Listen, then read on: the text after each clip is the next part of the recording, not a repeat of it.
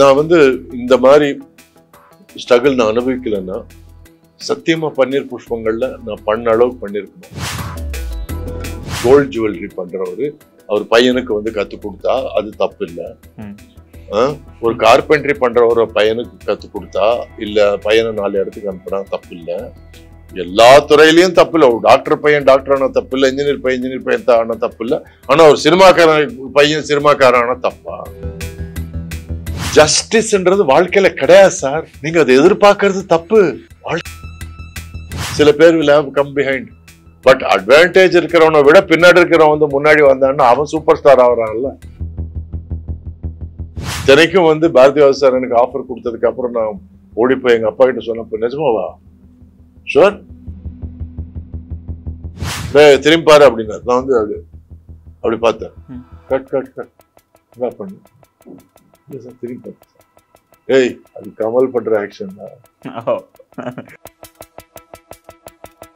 அது வரைக்கும் நான் பார்த்தது கத்துக்கிட்டது எல்லாமே கமல் சார் தான்.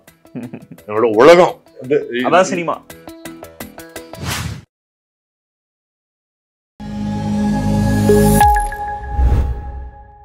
irregular periods என்னதான் பண்றது? உங்க பிரச்சனைகளை கட்டுப்படுத்த லயன் டேட் சிரப் தினமும் 2 spoon. SAP Cloud Development testing துறைகளில் இலவச பயிற்சிகளை BC Steny Academy வழங்கி வருகிறது. Eligibility 12 pass, first graduate, low economic family, single parent. Apply through the link in description. நாதஸ் நேயர்களுக்கு திருவேங்கடத்தின் இனிய வணக்கம்.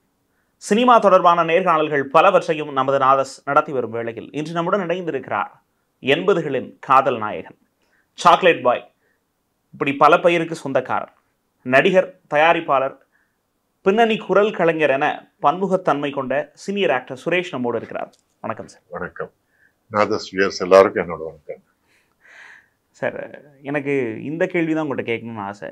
ஸ்டார்டிங்கில் மைசூரில் பிறந்த நீங்கள், அங்கே எப்படி சார் அங்கே உங்களுக்கு ஒரு நீண்ட பெயரோட என்ன சில்மிஷங்கள்லாம் பண்ணிட்டு இருந்தீங்க? இல்லை, நான் பிறந்தது மைசூர் இல்லை. ஆக்சுவலாக வந்து என் முழு பேர் வந்து மைசூர் சேஷையா சுரேஷ் பாபு நாயுடு. இவ்வளவு பெரிய பேர். மைசூர் எதுக்கு வந்ததுன்னா, நாங்க மைசூர்ல இருந்து வந்தோம் அப்படின்னு சொல்லி எங்க ஃபேமிலிக்கு பேர் மைசூர் வச்சாங்க. நாயுடு வந்து பேசிக்கலா காஸ்ட் நாயக்கர் தெலுங்குல. இவ்வளவு பெரிய பேர் இருக்கிறதுனால நான் வந்து எல்லாத்தையும் சுருக்கி இந்த காஸ்டும் வேணாம் ஊரும் வேணாம்னு சொல்லி ஒரு சுரேஷா தான் முதல்ல இருந்து இப்போ வரைக்கும் சுரேஷா தான் வந்துட்டு இருக்கேன். எப்போ மாத்துனீங்க சார்? என்ன வயசு? எது எந்த வயசுல முடிவு பண்ணீங்க அது வேணாம் சினிமாக்கு வந்ததுக்கு அப்புறமா? இல்ல, 10ஆம் கிளாஸ்லயே முடிவு பண்ணேன். எனக்கு இதெல்லாம் வேணாம், இந்த வாலு முன்னாடி எல்லாம் பின்னாடி எல்லாம் இதுவும் வேணாம், சுரேஷ் போதும் அப்படின்னு சொல்லி. I'll be identified as my own name, not by my where I come from or not by the group I belong அப்படின்ற ஒரு சின்ன தன்னம்பிக்கை. Okay okay okay okay. அது ஆணவமா நினைக்கலாம், எப்படியாவது நினைக்கலாம். பட் இப்போ அப்பா சென்னை வந்ததுக்கு அப்புறம் அப்பா தேவர் ஃபிலிம்ஸ்ல ஒர்க் பண்ணும்போது நீங்க அங்க போயிட்டு வர்றது உண்டா? அப்பயே உங்களுக்கு சினிமா கனவு ஆரம்பிச்சா இல்ல அதுக்கு முன்னாடியே? தேவர் ஃபிலிம்ஸ் அப்போ நான் வந்து ரொம்ப சின்ன பையன், 2 வயசு 3 வயசு தான் இருக்கும். ஸோ அவருக்கு வந்து தேவர் ஃபிலிம்ஸ்ல ரொம்ப முக்கியமான வேலை அவருக்கு, எங்க அப்பாவுக்கு. என்னன்னா அந்த பேடுறதெல்லாம் எடுத்து பக்கத்துல வைக்கிறது, கிளீன் பண்றது. ஸோ ஒரு தேவர் ஃபிலிம்ஸ் அசிஸ்டன்ட் டைரக்டர்னா அங்கேருந்து ஸ்டார்ட் ஆகும். ஏன்னா அப்போ தேவர் ஃபிலிம்ஸ் வந்து அனிமல்ஸ்க்கு ஃபேமஸ். ஸோ எல்லா விதமான அனிமல்ஸும் இருக்கும் அங்க. அதுல வந்து முதல்ல அனிமல் கேர் தான் நம்பர் 1 அசிஸ்டன்ட் டைரக்டர் வேலை. அதுக்கு அடுத்து வந்து அனிமல் கூட ஃப்ரெண்ட்லியா வருது. 3வது வந்து அனிமல்ஸ் வந்து ஷூட்டிங் கூட்டு வருது. 4வது வந்து ஷூட்டிங் வந்து அனிமல்ஸ் கூட பார்த்து கோஆர்டினேட் பண்றது, யாருக்கும் அந்த டைரக்டரோட டீமுக்கும் அனிமலுக்கும். 5வது தான் வந்து உன்னை அனிமலை விட்டு தனியா நீ ஓகே ஷூட்டிங்ல நீ நிக்கலாம் அப்படின்றது. இந்த மாதிரி ஸ்டேஜஸ் எல்லாம் இருக்கும். ஸோ எங்க அப்பா 3-4 ஸ்டேஜ் பார்த்துட்டு அதுல இருந்து எஸ்கேப் ஆயிட்டாரு அப்படின்னு சொல்லி. அதுக்கப்புறம் அவர் பெங்களூர் போய் பெங்களூர்ல கன்னட படங்கள்லாம் அசிஸ்டன்ட் டைரக்டரா பண்ணி, அதுக்கப்புறம் கேமரா அசிஸ்டன்ட் ஆகி கேமரா கத்துக்கிட்டு, அதுக்கப்புறம் ஒரு 2-3 படம் டைரக்ட் பண்ணி அவர். அதுக்கப்புறம் தமிழுக்கு வந்து தெலுங்கு வந்து. ஸோ இப்படி ஸ்ட்ரகிள், கண்டினியூஸ் ஸ்ட்ரகிள். அவருக்கும் கண்டினியூஸ் ஸ்ட்ரகிள் தான். அதுக்கப்புறம் ஒரு நேரத்துல நான் வந்து என்னன்னா எப்படியாவது பாஸ் மார்க் வாங்கிடணும், அதுக்கப்புறம் நான் ஃபாரின் போயிடணும் அப்படின்னு ஒரு ஃபீலிங் எனக்கு. அந்த நேரத்தில் வந்து எங்கள் அப்பா ஒரு படம் எடுத்தாங்க, அந்த படம் சரியாக போகல. ஸோ அதுக்கப்புறம் ஹார்ட் அட்டாக் வந்தது. ஸோ அப்போ எனக்கு புரிஞ்சு போச்சு, நான் ஒரே பையன், ஸோ குடும்ப நிலைமை சரியில்லை. So I have to make a living அப்படின்னு சொல்லிட்டு மார்னிங் வந்து டான்ஸ் அசிஸ்டண்ட்டு, அதுக்கப்புறம் assistant director day time, night time வந்து எடிட்டிங் அசிஸ்டன்ட். இப்படிலாம் ஒரு 40 ரூபா 50 ரூபா ஒவ்வொரு இடத்துலையும் கிடைக்கும். அது கொண்டு போய் வீட்டில் கொடுத்து, ஏன்னா எப்படி வாழ்ந்த குடும்பம் கொஞ்சம் இந்த மாதிரி நிலைமை. பட் என்ன, இன்னொருத்தர்கிட்ட கை நீட்டு காசு வாங்கக்கூடாதுக்காக நான் வந்து வெளியே என்ன சொன்னேன்னா எக்ஸ்பீரியன்ஸ்க்காக இதெல்லாம் பண்ணிட்டு இருக்கேன் அப்படின்னு சொல்லுவீங்க.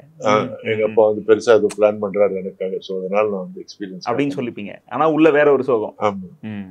ஸோ இந்த நேரத்துல வந்து director Bharathi sir, Vasu sir வந்து அந்த எடிட்டிங் ரூம்ல பார்த்துட்டு யாரு நீ என்னன்னு கேட்டா அதுதான் பன்னீர் புஷ்பங்களா அங்கதான். இல்லை சார், பொதுவாக ஒரு கமெண்ட் சினிமாவில் உண்டு. அப்பா இல்லை தாத்தா யாரோ ஒருத்தங்க சினிமா தொடர்பு இருந்தால் அவங்கள நுழைச்சிருவாங்க, அது ஈஸியான விஷயம், அவங்க வர்றது ஒன்றும் பெரிய விஷயம் இல்லை அப்படின்னு சொல்லுவாங்க. ஆனால் நீங்கள் ஒரு கதாநாயகனாக வர்றதுக்கு பட்ட ஸ்ட்ரகிள்ஸ் என்ன சார்? அவங்களுக்குலாம் என்ன பதில் சொல்வீங்க? நான் வந்து இந்த மாதிரி ஸ்ட்ரகிள் நான் அனுபவிக்கலைன்னா சத்தியமா பன்னீர் புஷ்பங்கள்ல நான் பண்ண அளவுக்கு பண்ணியிருக்க மாட்டேன். பிஹைண்ட் த கேமரா இவ்வளவு கத்துக்கிட்டதுனால தான் பன்னீர் புஷ்பங்கள்ல ஏதோ கொஞ்சம் அவன் நடிக்கலப்பா, அவன் நிஜமாவே அப்படியே இருக்கான், கொஞ்சம் யதார்த்தமா இருக்கு அப்படின்ற ஒரு பேச்சு வந்தது. இல்லைன்னா எனக்கு நடிப்புனா என்னன்னு தெரியாம நான் தத்தபத்தன்னு இருந்திருப்பேன், இல்ல கேமரா எங்க இருக்கு என்ன தெரிஞ்சிருக்காது. பட் இதெல்லாம் இந்த பின்னாடி பிஹைண்ட் த சீன்ஸ் நான் வந்து ஒர்க் பண்ணதுனால it was a great learning experience for me. So அதனால அது ஹெல்ப் ஆச்சு எனக்கு. முடிஞ்ச அளவுக்கு நேச்சுரலா இருக்கிறது, நேச்சுரலா ஆக்ட் பண்றது, be natural in front of the camera. So அந்த வகையில நான் சினிமா குடும்பத்தை சேர்ந்தவன்றதுனால எனக்கு அது நடந்துதா அப்படின்னா அது ஒண்ணு இல்லை. எங்க அப்பாவுக்கு இந்த மாதிரி பிரச்சனை ஆச்சு, ஸோ அதனால நான் வந்து இந்த மாதிரி திணிக்கப்பட்டேன் இந்த வேலையில, அதனால இப்படி நடந்துச்சான்றது வேற விஷயம். But somehow I feel that கொஞ்சம் எக்ஸ்பீரியன்ஸ் ஆகி பிஹைண்ட் த கேமரா, அதுக்கப்புறம் கேமரா முன்னாடி வந்தா அது நல்ல விஷயன்றது நான் நினைக்கிறேன். சினிமா குடும்பத்திலேருந்து வந்தவங்க வந்து எப்படியாவது திணிக்கப்படுவாங்கன்றது அதோட அதுக்கு விளக்கம் நான் கொடுக்கணும்னா, ஒரு 100 பேர் திணிக்கப்படுறாங்க சார், அதுல 5 பேர் தான் தேர்றாங்க. So it's a question of law of averages. இப்போ சார் நீங்க வந்து நல்லா இன்டர்வியூ பண்றீங்க, உங்களுக்கு நல்ல பேர் வந்துருச்சு, உங்க பையன் வந்து உங்க இன்டர்வியூ பார்த்துட்டு அப்பா நல்லா பண்றீங்கப்பா இன்டர்வியூன்னு, சரி வாடா வந்து பாடுறா நான் எப்படி பண்றேன் அப்படின்னு சொல்லுவீங்களா இல்லையா? ஸோ அந்த பையனுக்கு நீங்க படுறது மேல இன்ட்ரெஸ்ட் வந்துட்டு அப்பா எனக்கு கொஞ்சம் கற்றுக் கொடுங்கப்பான்னா தாராளமா நீங்க கற்றுக் கொடுப்பீங்க. ஒரு 4 இடத்துல போய் சொல்லுவீங்க, இந்த மாதிரி என் பையன் வரான், கொஞ்சம் அவனுக்கு கொஞ்சம் வேலை கற்றுக் கொடுங்கன்னு சொல்லுவீங்க. ஸோ அது நியாயம்தான். இது வந்து முன்னு காலத்துல டியூரிங் பிஃபோர் டைம்ஸ்ல வந்து ஃபார் எக்ஸாம்பிள் ஒரு கோல்ட் ஜுவல்லரி பண்றவரு அவர் பையனுக்கு வந்து கற்றுக் கொடுத்தா அது தப்பு இல்லை.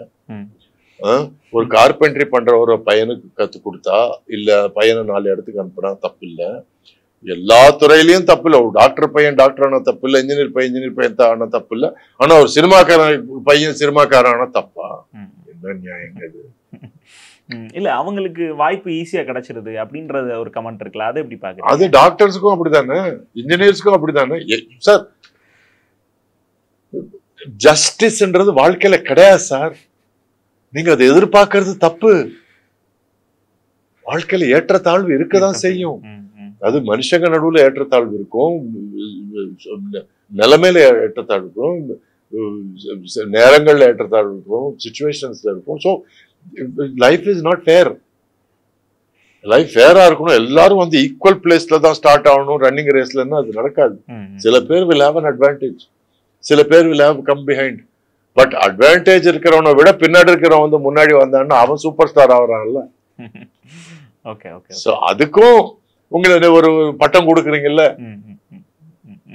இப்ப ஒரு விஜய் சேதுபதி வந்தா பாருங்க, சம்பந்தமே இல்லாம எங்க இருந்தோ வந்தாரு பாருங்க, அப்படி கொடி கட்டி பறக்கிறாருன்னா ஸோ அதுக்கு ஒரு ஸ்பெஷல் ஒரு பார்வை இருக்கு, அதுக்கு ஒரு ஸ்பெஷல் மரியாதை இருக்கு. நீங்க சினிமாக்குள்ள வரும்போது சார் ஒரு தொழில்நுட்ப கலைஞரா அப்படிலாம் வந்ததா நிறைய இடத்துல சொல்றாங்க. ஆனா கேமரா ஃபேஸ் உங்களுக்கு இருக்கு, நீங்க வரலான்னு உங்களை மோட்டிவேட் பண்ணது, என்கரேஜ் பண்ணது அந்த டைம்ல யார் சார்? ஆக்சுவலா பார்த்தா யாருமே இல்லை. நான் ஃப்ரெண்ட்ஸ் வந்து சும்மா தான் இருக்கேன், நீ ட்ரை பண்ணலாம், அந்த ஹீரோ ஃப்ரெண்டு இல்ல ஹீரோக்கு எதிரியா வருவான், அந்த மாதிரி எல்லாம் ட்ரை பண்ணலாம் அப்படின்லாம் சொன்னவங்க தவிர மச்சா நீ சூப்பரா இருக்க மச்சா அப்படின்லாம் யாருமே சொன்னதில்லை.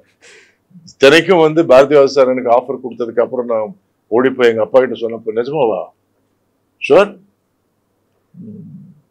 அது ஹீரோட ஃப்ரெண்டா இருக்கும் ஏதாவது இந்த மாதிரி அப்பாவே அப்படிதான் சொன்னார் தவிர, ஏன்னா அவரோட ஃபீலிங்ல வந்து அவர் எம்ஜிஆர் சாரை பார்த்துருக்காரு, சிவாஜி சாரை பார்த்துருக்காரு. அப்போ வந்து ரைசிங்ல இருக்கிற ஒரு கமல் சார், ஒரு ரஜினி சார், அவங்களாம் வந்து ஏன்பா நான் வந்து கமல் சார் ரஜினி சார் மாதிரி வர முடியாது, அவங்களாம் ஆம்பளைங்கடா, நீ சின்ன பையன்டா அப்படின்ற மாதிரி தான் பேசினாரு தவிர ஒரு என்கரேஜ்மெண்ட்டா சார் நீயும் ஒரு நாளைக்கு அந்த மாதிரி அப்படிலாம் ஒண்ணும் கிடையாது. இது கொஞ்சம் ரொம்ப யதார்த்தமாவே போயிடுச்சு என் வாழ்க்கை. So I had to fight to get his approval. எப்படி ஆடியன்ஸோட அப்ரூவலுக்காக நான் ஃபைட் பண்ண வேண்டியது அதே மாதிரி எங்க வீட்லயும் அவங்க அப்ரூவலுக்காக நான் ஃபைட் பண்ணேன்.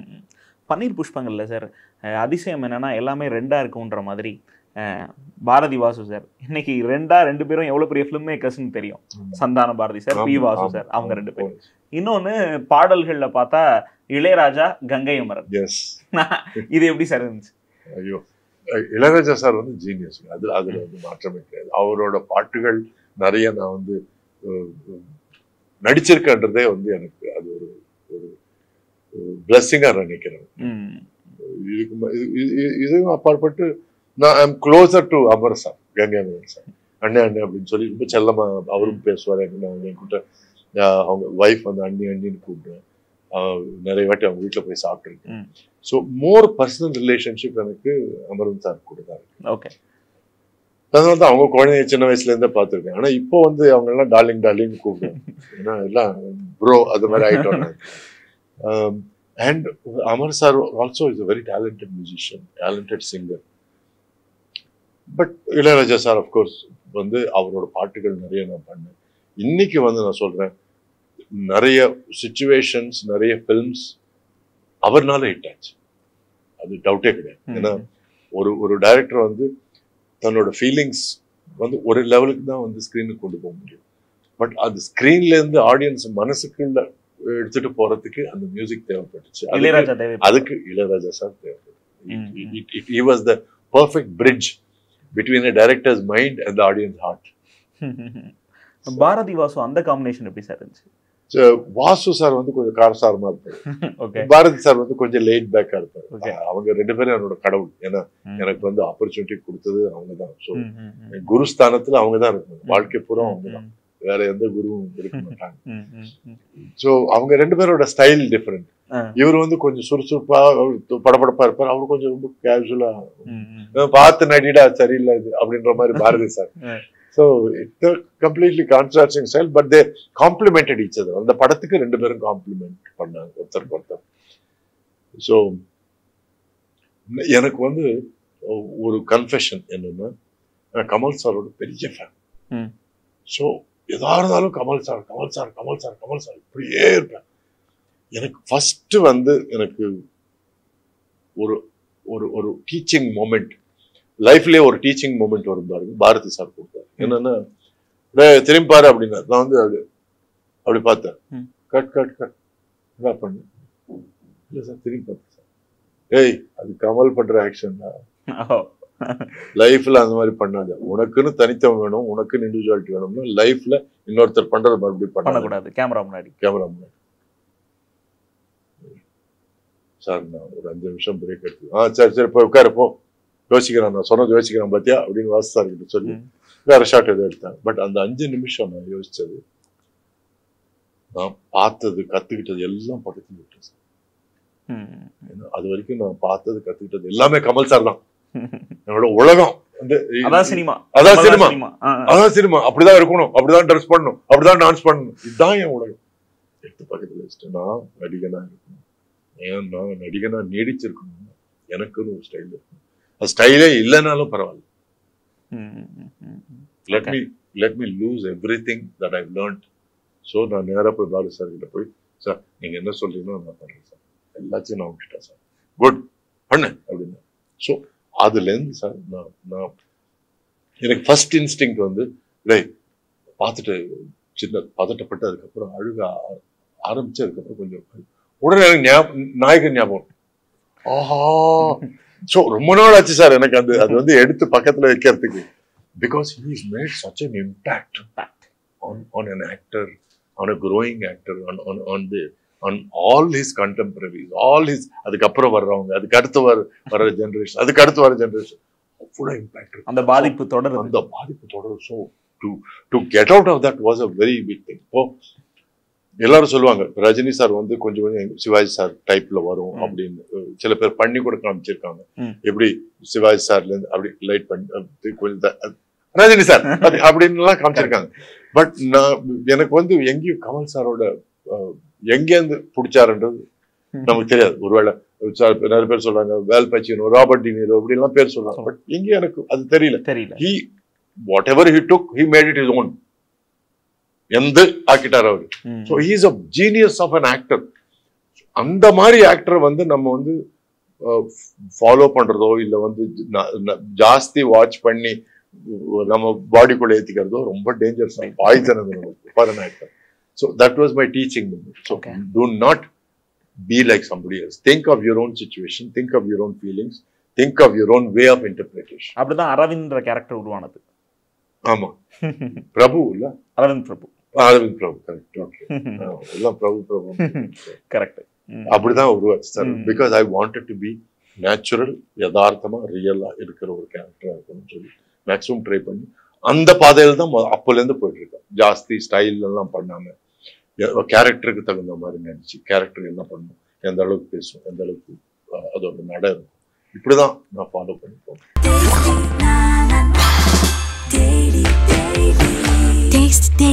Taste the Daily.